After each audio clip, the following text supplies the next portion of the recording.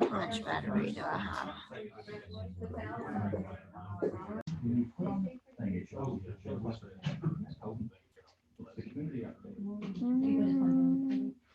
It says annual meeting information.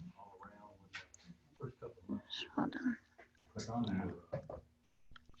Okay. There you go. It's on. So now we need to go to the other one. That we're on it. That's a new way. We don't have that.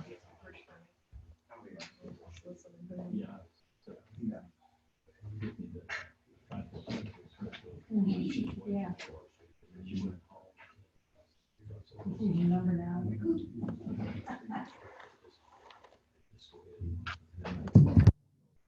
Yeah.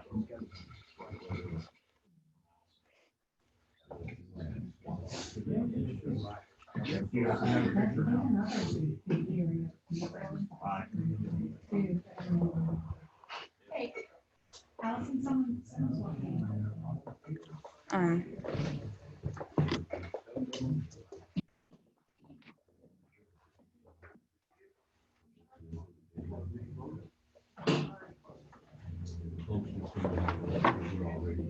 We are already live.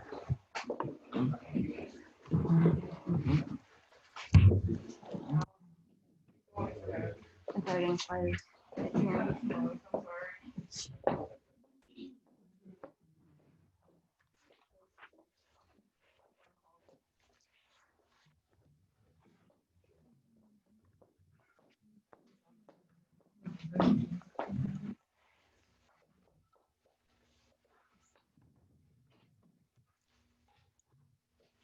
Yeah. Everybody can hear. Ready?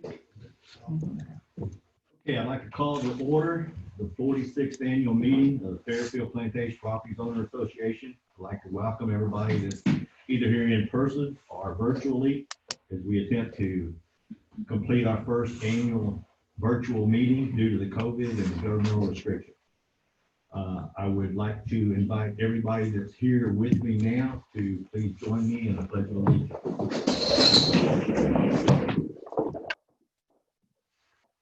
I Pledge allegiance to the flag of the United States of America and to the republic for which it stands, one nation, under God, indivisible, with liberty and justice for all. Thank you. Madam Secretary, if you establish a quorum, please. Mike Barnwell, Here. Don Harmon, Here. Chris May, Here. Tiffany Becker, here, Nikki Lloyd, Here. Barry Gardner, Here. Shane Wynn, Here. and Maureen Walsh. Here, we have established a quorum. Now, Tom, have you established a quorum for the ballot? Yes, more than 10% of the eligible voters. Thank you very much. And moving right on, Secretary's report, the annual, to approve last year's annual minutes. If everyone just take a quick second and review them, and then I'll make a motion to approve.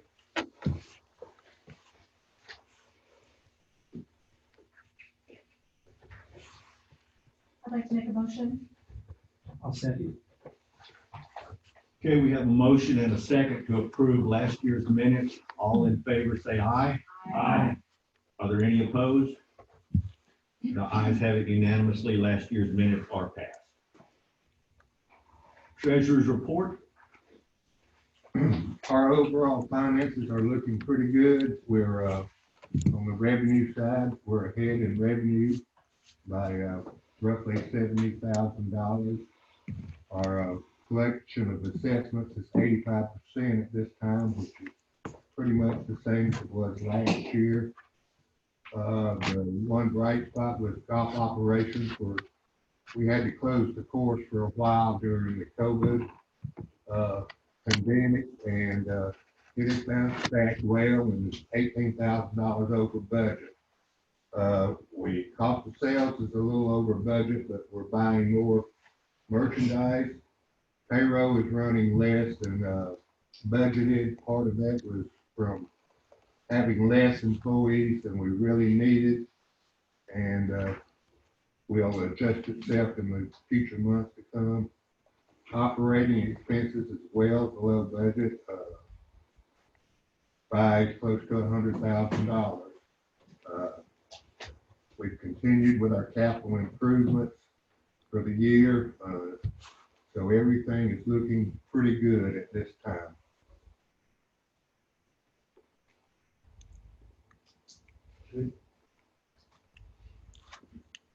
One thing prior to me being on the board, I used to be concerned about who's watching money. And once I got on the board, I found out, confirmed, we have an annual audit conducted every year by outside entities. And today I would like to introduce the representative for Wilson Lewis, our outside auditors, Tom Kennedy. So I'd like to present some items on the annual audit, or the annual audit. So if you can turn to balance sheet on page 3 of the financial statements. One item I wanted to start with is the cash and short-term investments are up about 136,000 from last year, about 4%. Next, the property equipment is up about 145,000. And this is due to the new construction related to the new fire department building and new golf carts that we're putting. Liabilities are up about 401,000, and this is due to lease agreements for the previously mentioned golf carts, as well as payments for the new construction of the fire department building. Okay, so next, if we can turn to the statement of revenue and expenses on page 4. Revenue for the year ended April 30th was down 250,000 from last year, and this was due to restaurant operations being sold to third party during the year. There was also a decrease in the number of lots sold from the prior year as well. The expenses were up about 533,000 from last year, and this is due to the number of delinquent accounts written off during the year, about 215,000 higher than it was in the previous year. Professional fees that were incurred, as there is now in-house legal counsel, as well as repairs and maintenance done on the property, such as paving, irrigation done this year. Any questions so far? Okay. All right, next, if we can move to the cash flow statement on page 6, statements. One thing to note is the operating cash for the year is positive again for this year. Also, of the 2.5 million in cash for the end of the year, 900,000 of this was is restricted for future capital expenditures. That is all I have. Okay, thank you, Tom. Thanks, Tom. Okay, moving right along, President's address. This is a rather lengthy. I apologize for that, but I believe there's some things here that need to be said. So if y'all will just stick with me, I would appreciate that. I would like to, this is the President's annual report for 2020. I'd like to focus this year's report with a discussion on POA fees. I know those constantly on everybody's mind, and in years past, several of the boards kept our fees artificially depressed, mainly because they didn't want to hear complaints from the resident. I was one of those residents, and I complained. As I drive our roads daily and inspect our amenities frequently, I assess the community. Therefore, I will bluntly say that the artificial depression of our POA fees was a disservice to our community. Therefore, I will bluntly say that the artificial depression has hurt us now and into the future. Our amenities and roads are in decline. Improvements and repairs are needed. I realize there are some residents that may believe the board squanders the money, and thus that is the reason for increased fees. Once I got on this side of the curtain, I can assure you that is not the case. There are also some that think we pay our employees too much. I can again assure you that is not true. From our general manager down, our pay is below market standard. A starting maintenance worker is hired in at about $11 an hour. That's $440 a week based on a 40-hour week, $1,760 a month. The current budget has up to an 8% raise for those people.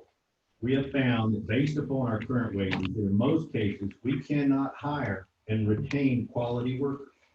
No one is getting wealthy that works for Fairfield. I know that our fees went up $50 last year. I say ours because every member of this board pays just like everyone else that's a resident in this community. That increased our annual fees to $1,550. But are you aware that the cost of living index for last year decreased the buying power of that $1,550 by about $35? So from last year's increase, we have approximately $15 of that to spend this year. This has been happening year after year, but for many years, our fees did not change, although we lost buying power due to inflation and the increased cost of living. In all honesty, our fees are lagging way behind. Operational costs continue to climb, and one of our main challenges is catching up on 20+ years of deferred maintenance to our infrastructure and amenities. This fiscal year, the board is trying to combat the deficit that we have in our capital fund by contributing 20.87, almost 21% of the annual budget to this fund.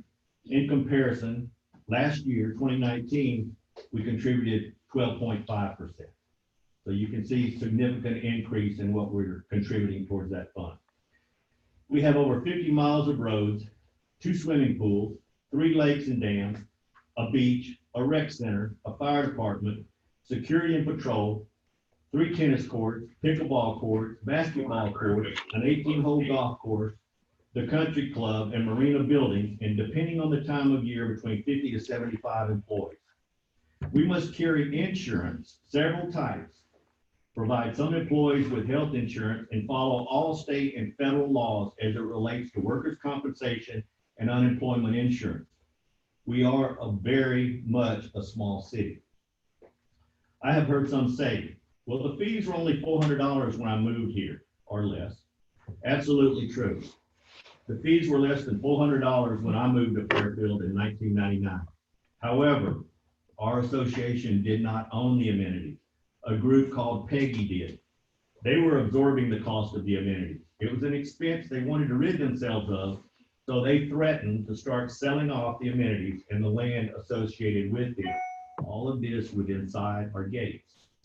If that had been done, excuse me, those areas could have been used for whatever the purchaser wanted. Multifamily dwellings such as condominiums and apartments were several ideas that were mentioned. Closing the golf course and building apartment buildings was also considered.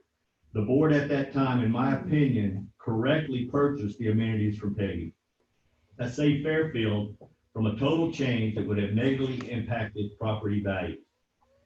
It also encouraged a large debt that we just finished paying off last year. As an aside, we are also still paying off a large loan that was used to make the repairs after the flood of 2009. When we took ownership, we became solely responsible. When I say we, this association, all the homeowners, we became solely responsible for all the upkeep regarding our amenities, and that is the driving force behind our fee increases.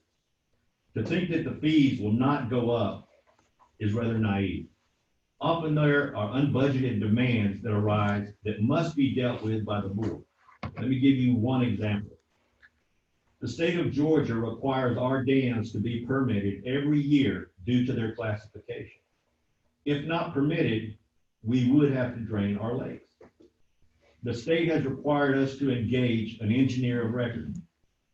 That gentleman, in this case, oversees our dams and provides the knowledge necessary to keep them safe. During inspections, areas in need of repair, during the inspections that have been completed, areas were identified that needed to be repaired, and the state is requiring us to fix it.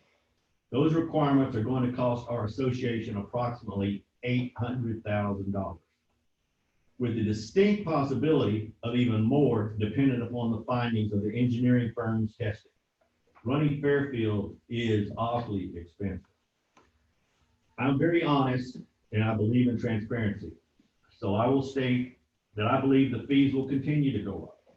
In all honesty, they should probably be around $2,000 a year now to accomplish everything we need to do in a timely manner. I am the president of the board of directors. You elected me to a position on the board of directors, and my fellow board members elected me as the president. I feel a responsibility to you in them as a result of those votes of confidence. But I must be honest, even if it costs me this position, fees are going to go up consistently to correct all these times we have of artificial depression. I am honored and feel privileged to serve this community and promise you that I will continue to push for what is always best for community majority and its needs. In these unprecedented times, please stay safe and help each other, especially now. It is what we do, and it's also what makes this community a great place to live. In closing, I would like to thank my fellow board members, POA staff, and all committee volunteers for everything they have done and continue to do to make this a truly great community. Thank you. All right. We'll move in now to committee introductions. Greens Committee, Shane. Thanks, Mike. I'd like to start by going over the duties of the committee. The Greens Committee meets monthly and receives projections from the golf course superintendent and the golf course professional of upcoming activities. The committee may make recommendations to the board in regard to all aspects of the improvement of the Fairfield Golf Course amenity. The committee meets on the second Wednesday of each month. Last year, our accomplishments included leasing new GPS-enabled golf carts, providing capabilities such as geofencing, pace of play management, and yardage information for golfers. We installed a new irrigation system on the front 9 holes. We made repairs to the old irrigation system on the back 9. We removed lots of dead trees from the golf course. We hired a new superintendent for golf course maintenance. And as Don mentioned, we had to close the course for several weeks when the pandemic broke out. And despite this closure, we've done very well at the golf course with revenue, been lots of traffic. There's clearly a lot of interest in the golf course at this time. For next year, our goals include realigning and leveling irrigation heads on the new irrigation system, implementing a new approach to spray greens and fairways for weed control, improving the overall condition of the course, specific focus on the greens. We'd like to create an event schedule that allows for more flexibility with golf course maintenance and allows the maintenance crew to do their job more efficiently. We would like to create a member website to book tee times, and we'd like to improve the website for public tee times. I believe this next year is going to be really good for the golf course. There's lots to look forward to. Thank you. Thank you, Shane. We'll move on to the Rec Committee. Ashley? Yes, sir. Unfortunately, due to COVID-19 and the government's restrictions, the events and recreation committee had planned for this year have been put on hold. The committee has worked diligently to have events lined up for the community once all restrictions have been lifted. The goal of the recreation committee is to plan fun, family-friendly events and activities throughout the year.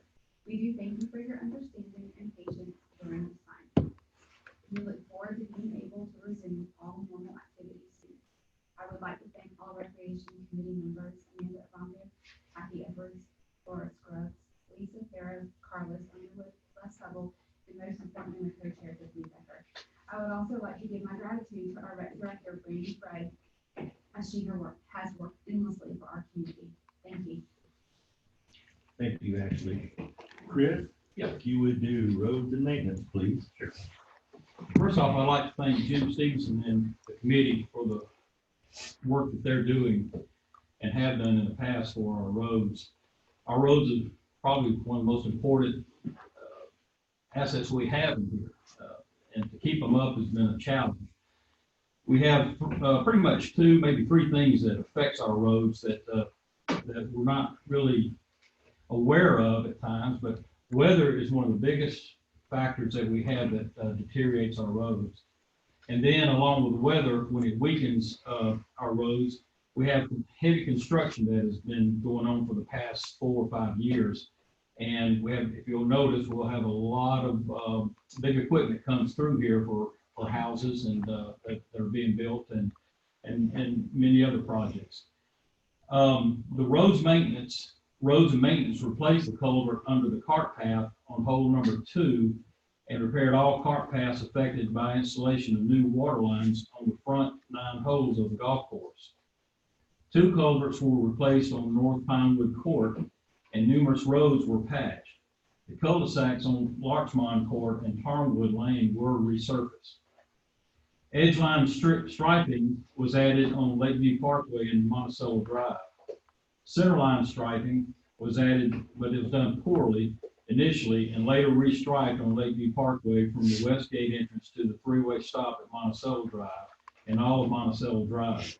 Now, the striping, I know Jim Stevenson and the committee is trying their best to come up with some better paint for the striping. It just doesn't hold up, but you got to take into consideration how much traffic that we have coming through here. I talked with one of the spa representatives, or spa people at the front gate, and just from the time that person works there from 7 to 2, he averages about 350 to 500 vehicles that come through just in that matter of time.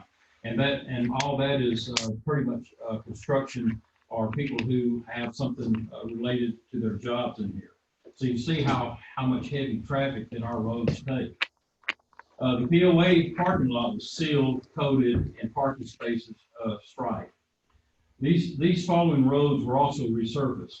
Bellmead Drive, north from Britton Drive to Lakeview Parkway, Century Drive, Evergreen Court, Greenleaf's Court, Norwood Court, Pinecone Drive, which is the north part, Pinecone Court, Sherindale Drive, and Tarnwood Court. The goal for the Roads Committee next year, for this next fiscal year, will be to mill and resurface portions of Lakeview Parkway and Tall Pine Drive, as well as resurfacing additional streets. And one other comment is that when we have so much construction going in here, curves are another nuisance that we have as far as when these heavy trucks come through, that's what shifts the asphalt. And when we have cold weather, which we were blessed with not having much cold weather last year, but the heat that we encounter, or these roads encounter, when these trucks come in, these heavy trucks, the surface of the road becomes very hot and then becomes very porous, but also becomes very loose. And that's why you have certain cracks in these curves due to the heavy traffic. So you can see it's a constant battle in here in Fairfield to keep these roads up. So please be patient. Same thing with potholes. Our maintenance department has done a very good job in resurfacing and filling these potholes, but sometimes they can get to it when they can, but weather is also a factor in these situations as well. So the next board member is going to have a task on their hands to make sure that that everything goes as smooth as possible. But I also ask the residents, please have an understanding that these roads, as the president said, we've got over 50 miles of roads in here, and it's a lot to maintain. So thank you very much. Thanks, Chris. Something to add along that as well. The board has been in discussion, and we're moving forward to commission a traffic study within Fairfield to determine volume as well as speeds that our roads, at which our roads are trafficked. And we understand that we oftentimes have a speed issue within Fairfield, and if necessary, we will take the results of this commissioning, and then we will determine if and where we need speed bumps or some other action necessary to control that speed. Thanks, Chris. Lakes and Dams, Barry? The Lakes and Dams Committee is primarily concerned with the health of the lake and watercraft safety on the lake. This past year, I went through some of the things that the committee did. They worked with the board liaison to create Lakes and Dams annual budget. And then after they've done that, monitor projects to continue the addition of docks, slips at the marina. For, as you know, docks A and B have been completed. Replacement of docks C and D was deferred for this year, but hopefully will be in the budget for next year, 2021 to 2022. They work with the administration to improve buoy placement, safety, and enforcement on the lake. One important thing, the committee conducts reviews of watercraft pre-inspection requests in conjunction with the compliance officer and assists where applicable with watercraft inspections. The committee continues to oversee water testing and overall lake health to include the fish status. The committee continues to advise the property control committee on seawall and dock construction request applications. Lake and watercraft safety is one of the major issues of the committee. The committee has worked closely with SPA to make sure lake patrol officers are knowledgeable of all lake rules and regulations. SPA has been instructed to strictly enforce lake and watercraft safety regulations. The big thing here is speeding.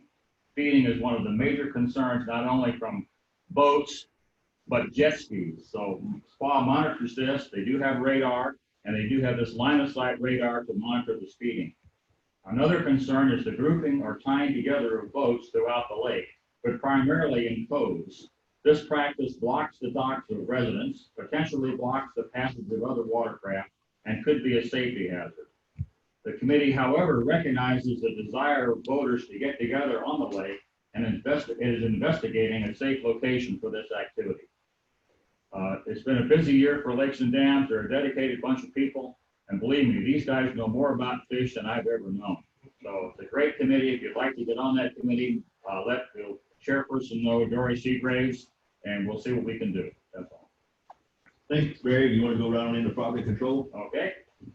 Property Control Committee, charged with the declaration of restrictions and bylaws with oversight of the development and maintenance of all residential lots.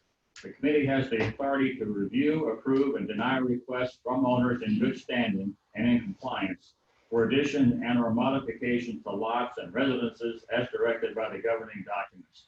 That's a mouthful, but essentially the Property Control Committee is responsible for doing two things. One, assisting owners to do what they would like to do with their property, and second, to ensure that the standards of Fairfield Plantations are maintained for the overall property value of all of us.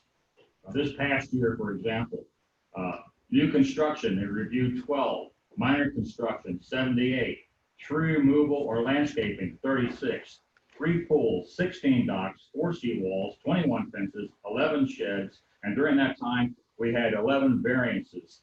The committee meets at least twice a month, depending on how the calendar works out, for an average of 3.5 hours each meeting. In addition to that, the committee members go out and walk the property prior to the meeting so that they understand what the resident or homeowner wants to do. So when the committee meets, they can bring these things to the forefront.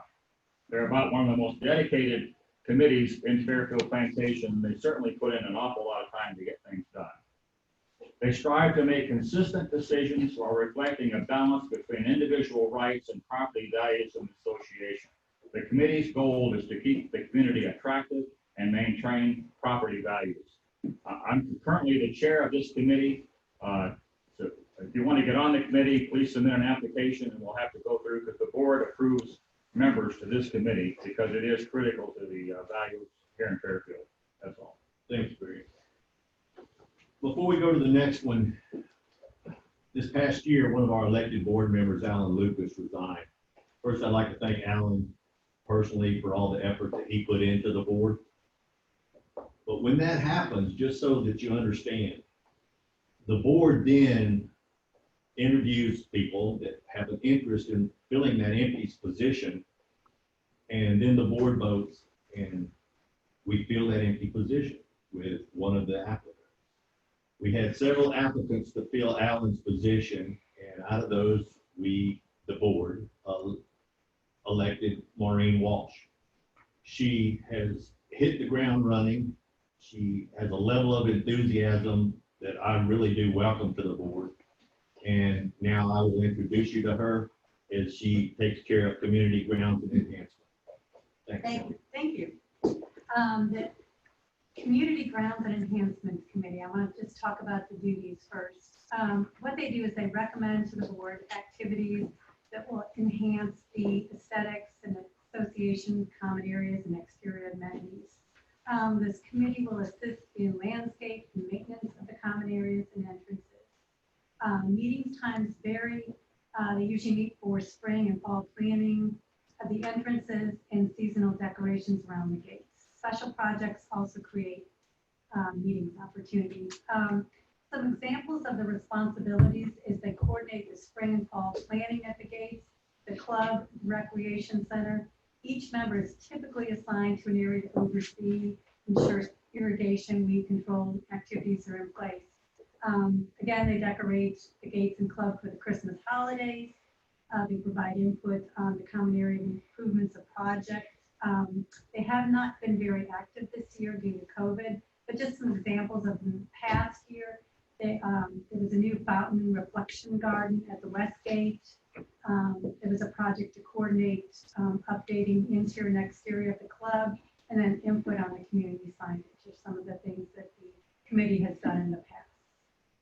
Thanks, Maureen. When I got on the board, that was the first committee that I had the pleasure to work on. And it is indeed a very, very dedicated group of people. And I was amazed at how hard they work. Next, document management. Barry, back to you. Okay. The Document Management Committee has the primary goal to provide guidance for governing documents, content, application, preparation, consistency, and maintenance. Three things they do: maintain continuity and applicability of governing documents. 2, provide consistency of information and documents. And 3, ensure compliance by a document review process. Gee, does that sound boring? But believe me, it is not boring. The Document Management Committee gets involved in a lot because we look at all the documents here in Fairfield. The main thing we've been working on is the declaration of restrictions, trying to get this 20-plus-year-old document updated. In 2017, we completed a review after almost 3 years of revisions and reviewing every document to move things from the declaration of restriction and putting down the operational documents so that Fairfield had a better way of managing without getting involved with changing the Constitution every time we wanted to get things done. We had a vote. The vote failed to gain property owners' approval due to not meeting the required quorum. Not enough people voted to make this a legitimate vote. So we figured we'd try again. In 2018 and continuing into 2019, we began a program of education and information to better inform property owners of the rationale and need for both the initiation fees and the ability to use emergency special assessments. The reason for this, those were the two major issues, I think, that concerned the people here in the community. We had a vote this time, and for the first time, we reached a quorum. We finally had a legitimate vote here in Fairfield, but the DOR missed approval by only 65 votes. We're close. COVID-19 essentially halted efforts in 2019 due to the difficulty of conducting necessary face-to-face reviews and discussions. You have to be there with the document and go around the room so people can point to what they want changed. Very hard to do virtually. The committee has revised the DOR to drop the special assessment provision based on owner feedback. So yes, we do listen. The committee plans on resubmitting the newly revised DOR for vote in the 2020 to 2021 year. So we're coming back at you again for this because it's critical that Fairfield revises the DOR. In addition, the committee continues to review other committee documents to identify duplications, inconsistencies, and outdated information. If you're interested in serving in the Document Management Committee, please contact myself or attend one of our committee meetings, which will resume when permitted on the second Wednesday of each month in the POA office conference room. That's all. Thanks, Barry. Lot management, Don? I'd like to begin by thanking the members of the Lot Management Committee. That's Tom Ishii, John Collington, Bob Endicott, David Hightower, Drew the Sherry Alamo. Sorry, I got that probably wrong, Sherry. Lamo. Little ears speaking to me over here. Paul Stanford, Dory C. Graves, Tasha Smith, and Trey White. The mission of lot management is we sometimes have to take these lots back due to the fact that we don't get the assessments on them. Lot management has went out and done a lot of work to investigate these lots, get them at market value to where they will sell, and we are currently trying to sell as many as we possibly can because they're a simple loss to the association when we don't get those dues. And there's no point in us as an association owning them unless we need green space. We were able to sell 15 last year. Lot sales have been pretty good this year. And I'd first like to thank most of all Allison Kennedy, because as a general manager, she's taken on extra work that general managers don't have to do in any other association except for ours. And it takes a lot of her time and a lot of her work. So a big thank you to our general manager, Allison Kennedy. We will continue to try to move these lots at fair market value as fast and as efficiently as people want. So if you're interested in a lot, once again, get a hold of Allison. Thank you very much. We'll move right on into budget and finance. All right, budget and finance meets every year before the budget comes out. Our main goal is we look at what kind of capital we want to put into this community every year, which is going to affect dues in a big way. A lot of our budget is predetermined, as Mike says before.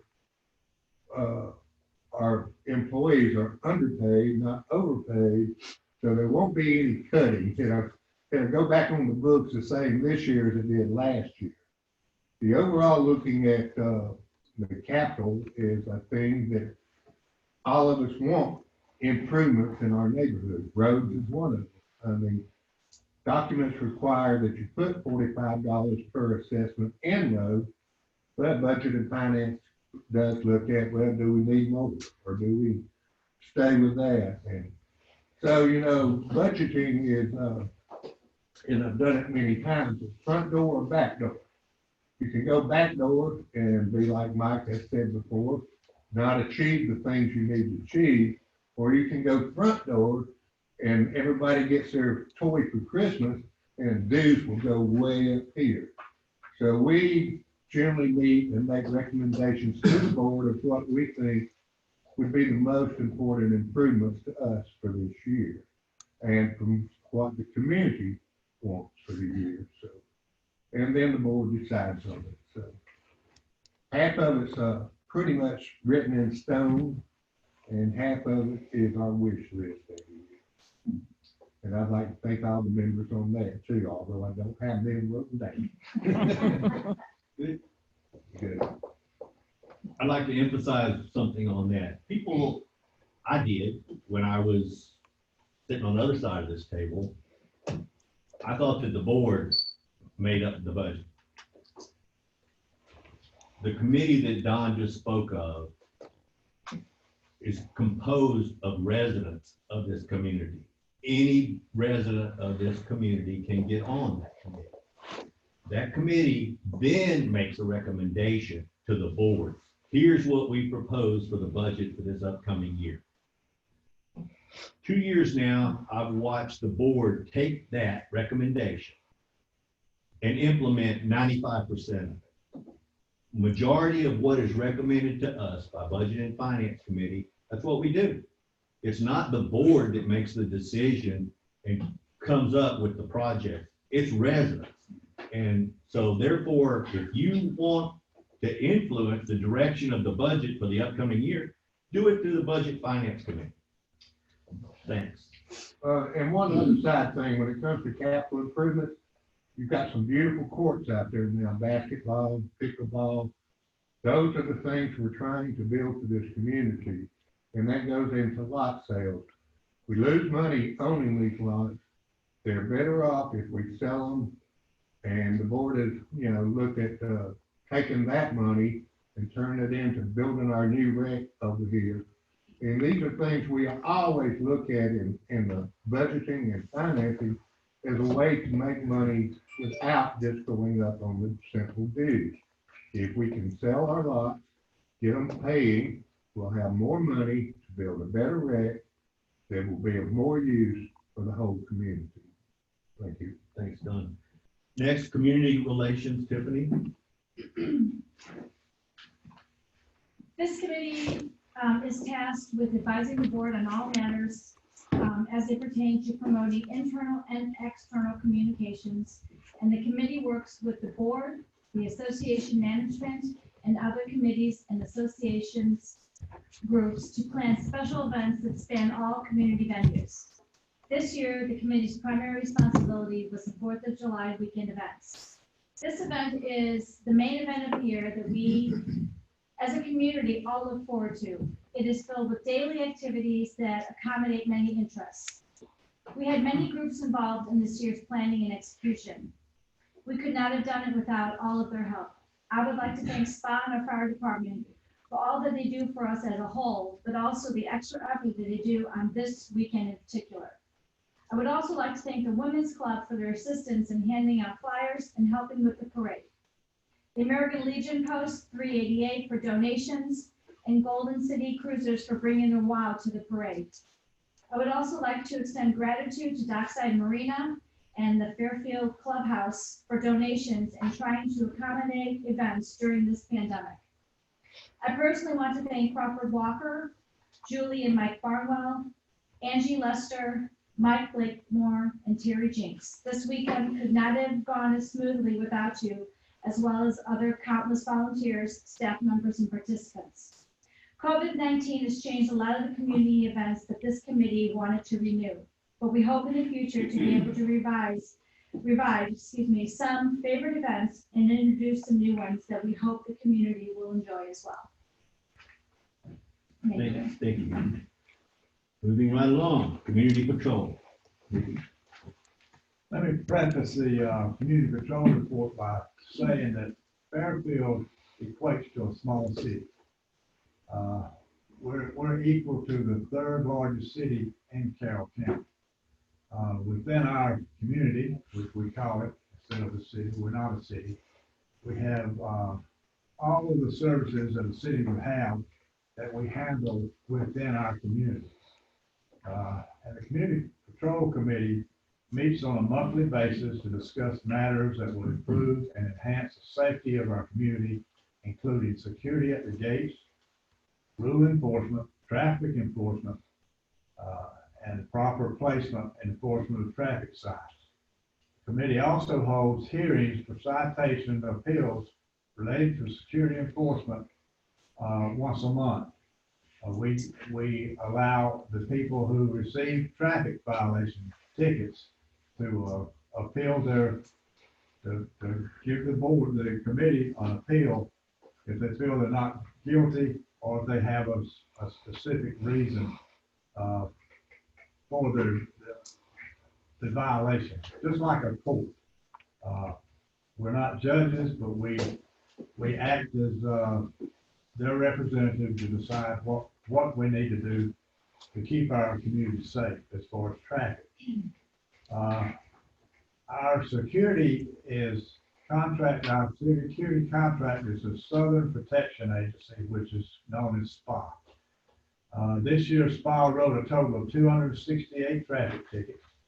Out of these 268 tickets, the committee reviewed 66 appeals, which is an increase from last year's appeals of 47.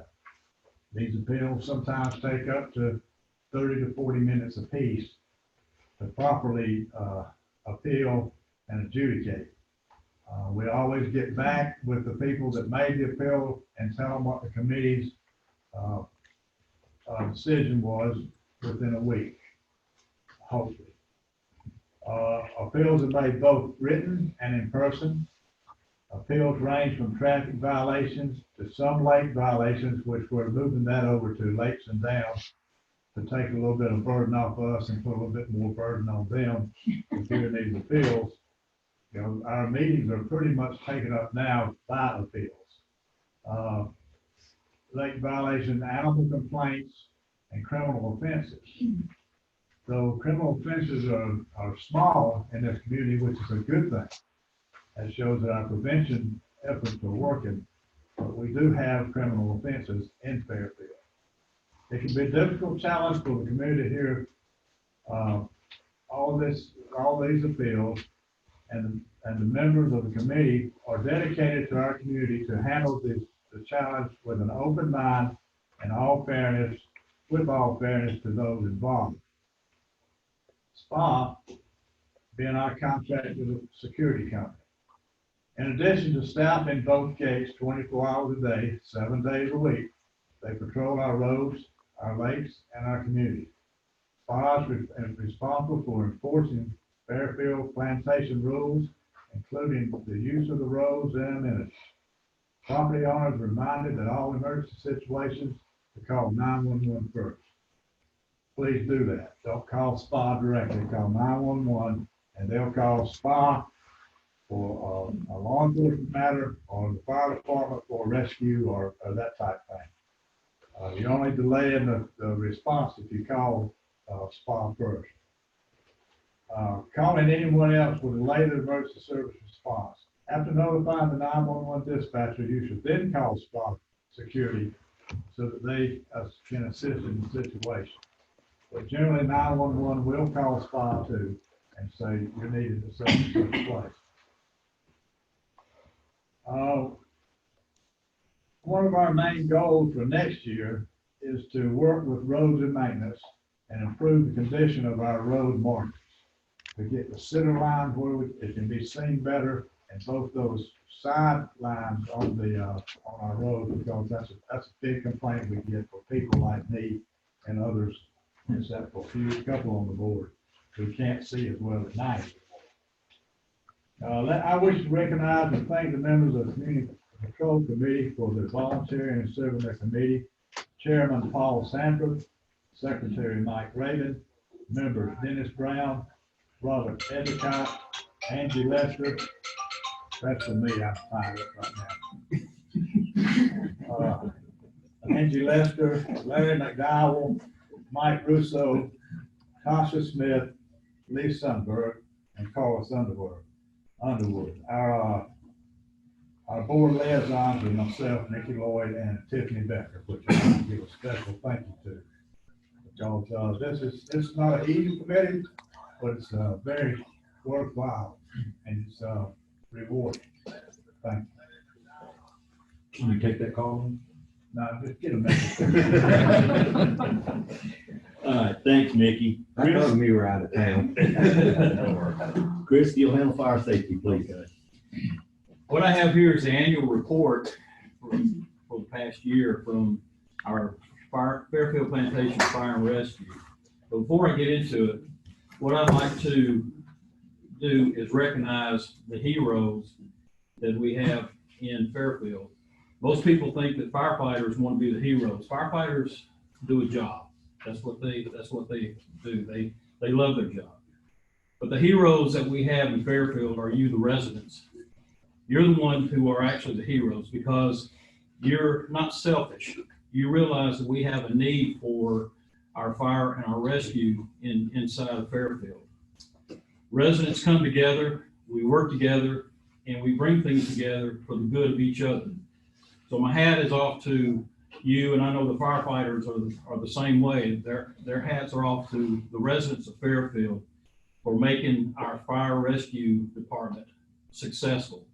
And what I'm going to read to you now, and you, I hope that you take this and take it to heart, and that you read it also. But this is from our fire chief, Leon Bruce. And I want you to understand that we're not a ragtag fire department. We're real. We're just as real as the city of New York, just not as big, thank goodness. But we are a fire department, and we're true. In this, the chief says, many people are not aware, but Fairfield Plantation has its own fire district and operates under compliance from the state of Georgia. We also have our own fire class rating, which is separate from Carroll County. Fairfield Plantation is a combination department, which means that we employ both volunteer and career firefighters. We have 38 firefighters on our roster, with 24 being volunteer and 14 being paid. Out of the 14 paid firefighters that we employ, 8 are part-time, and the other 6 cover a 24-hour shift. We have 2 volunteer lieutenants, both lieutenants that are nationally certified Fire Officer 2. We also have a volunteer sergeant that is a certified firefighter. We have 1 paid captain who is also our fire marshal. he is state certified. He's a fire investigator and fire inspector, a deputy chief who is over training and assists the fire chief in the day-to-day operations. Both the captain and deputy chief are nationally now certified fire officer 2, and a fire chief who is the department head and handles all administrative activities, and is the liaison for GEMA and FEMA, and is also nationally certified as fire officer 4. When it comes to training, the firefighters that are employed or volunteer with Fairfield are highly trained professionals. We're one of the only departments in the state with volunteer firefighters that are trained to the level of fire officer 2 and volunteers that are certified firefighter 2. Due to COVID-19, our training has been held to a minimum this year. We have plans to do another firefighter certification class. However, that had to be put on hold due to the restraints mandated by the state due to the pandemic.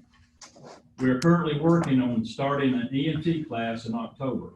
This class will provide the Department of Community with more licensed EMTs.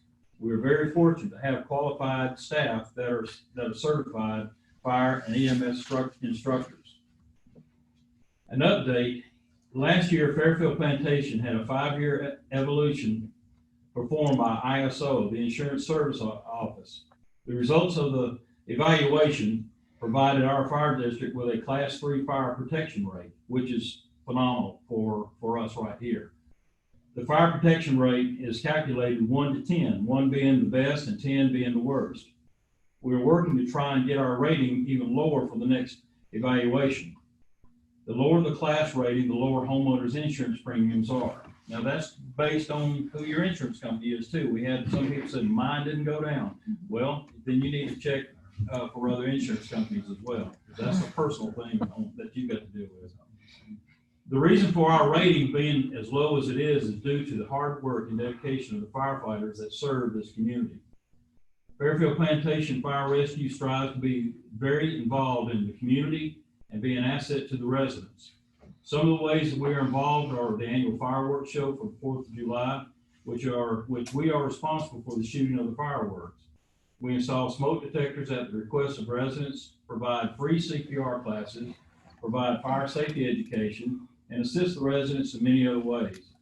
As always, it is our pleasure to serve the residents of Fairfield Plantation. And he also attaches our annual 911 run report with the types of calls and call volume, number of calls. Please take time to look at this information. If you have any questions, please contact Chief Leon Bruce at ibruce@fairfieldplantation.com. Thanks, Leon Bruce, the fire chief. You know, the old saying that we had when I was on the fire department, that if you can't get someone to do it, call a fireman. And that's pretty much true today. If you look at the runs and the calls that the fire department has done in this past annual year, you'll find that just customer service alone, they had 136 calls just in Fairfield. Out of those calls, we had trees down, weather related. Matter of fact, we had about 4 just this past hurricane that came through. And with the fire department here, especially at nighttime, we had roads blocked, we had wires down, and the fire department was out in this weather taking care, making sure that safety and the roads could be passable. They cut these trees up and they moved them. The other thing that is one of our biggest, one of the biggest assets that we have with our fire department is ambulance assist. We have 46 that the fire department was called on to assist someone that needed help getting out of the floor, getting in the vehicle, help the ambulance crew be transferred. So that's 136 customer service calls that Fairfield Fire Department does every year. The other type calls that are EMS calls. Just EMS alone, the fire department had 159 EMS calls in Fairfield. And that goes anywhere from just a person falling to car wrecks. You could just let it run wild as far as how many different types of EMS calls that they had, some major, some minor, but yet they were there to help. As far as fire, in the fire part of it, we had 18 calls for fire that were fire calls. Auto accidents, we had 10. And then as far as the total of calls, we had 341 calls in Fairfield alone. That puts us about 6th or 7th in the whole county, as far as how many runs we have.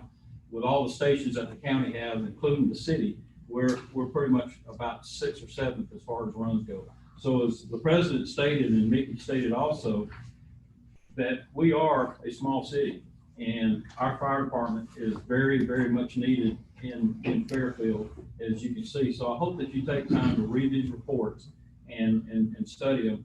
And thank you very much from the fire department, from myself, thanks very much for the support that you've given our fire service. Thanks, Chris. I'm gonna spin off on that just a second. After the last annual meeting, the board got into a discussion about the level of support that we get from the county.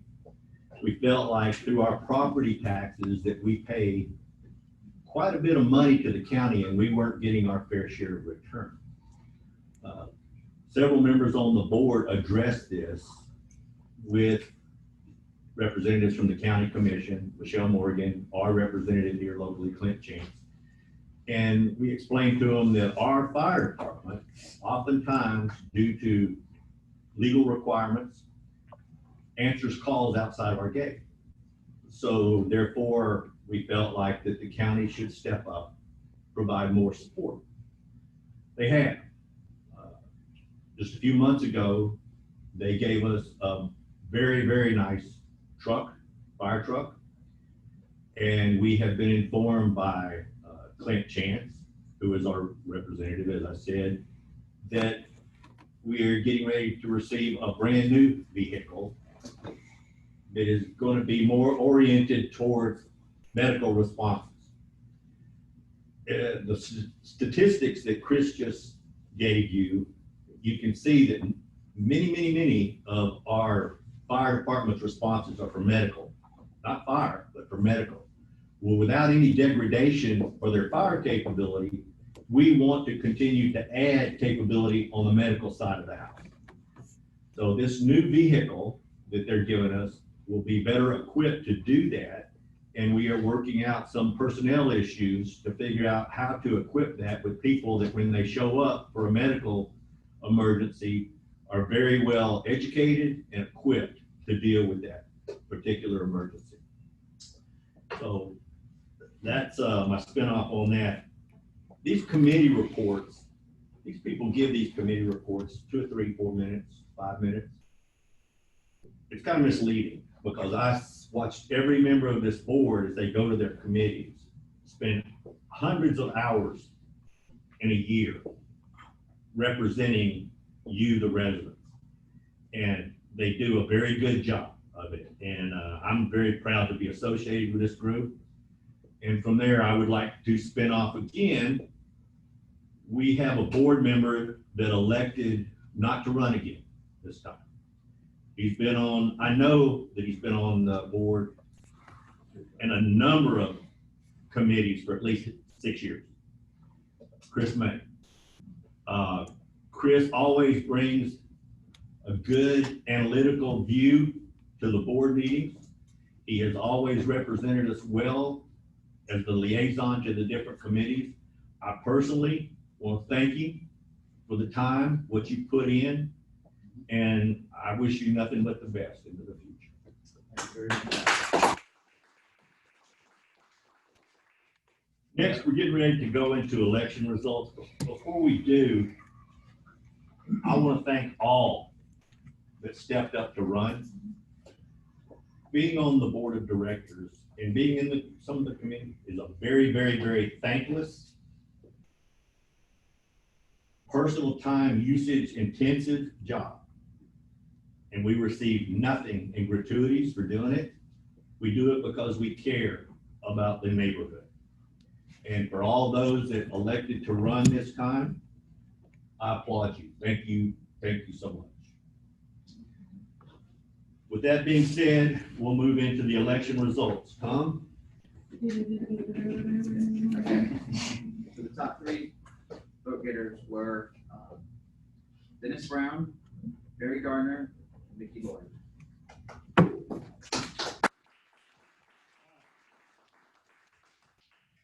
We have our new board.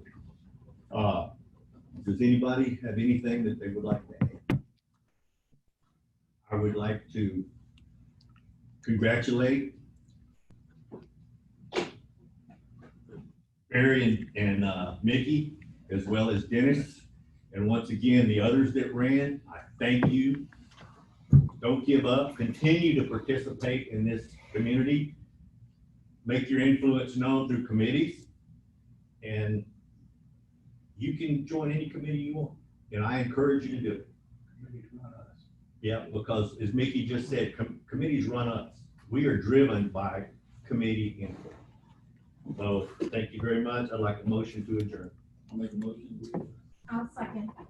All in favor of adjournment, say aye. Aye. All opposed? We are adjourned. Thank you very much for joining. Thank you. Thank you.